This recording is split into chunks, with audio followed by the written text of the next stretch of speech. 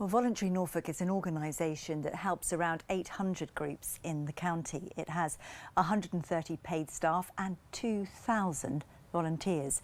Alan Hopley has been its chief executive for the past 7 years. I asked him how demand has changed. In all honesty, I've never seen it so difficult, so challenging. We've followed on a pandemic when people's resilience had been lowered due to all the effects that the pandemic's had. We've gone straight into a crisis, and in some cases it really is a crisis of the cost of living and the impact that's had on people's lives. We have never seen the challenges that we face now.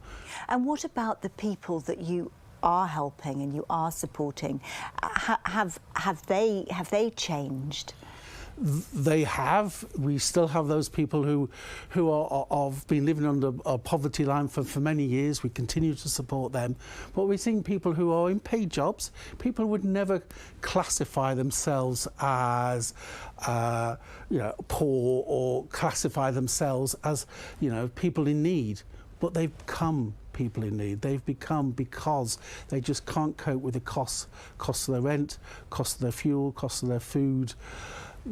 They are struggling. The cost of the debt they may have, which they may have been comfortable with before, but has risen and is now more costly, and therefore as a result of it, they are really scared, in some cases really scared about the future. We saw in Debbie's report, the volunteer there, saying, they'll starve. Some people will starve this winter. I mean, that is totally shocking to hear. But is that something that you recognise? I do recognise it, and as the voluntary sector, we will do everything we possibly can to make sure people don't starve.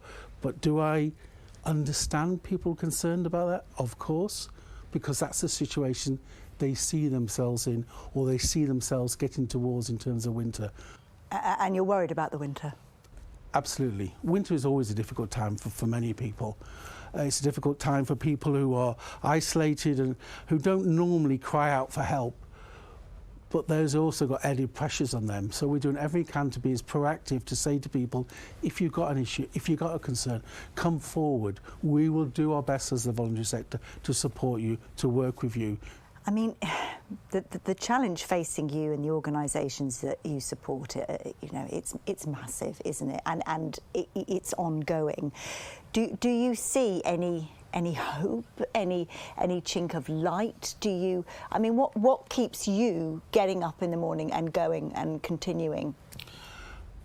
As with many of my colleagues in the voluntary sector, it's that passion to make a difference. I've always got to be ambitious for the people we support, ambitious for the organisations we support, because if we lose that ambition, then that's not a good place to be. Alan Hopley, thank you very much. My pleasure.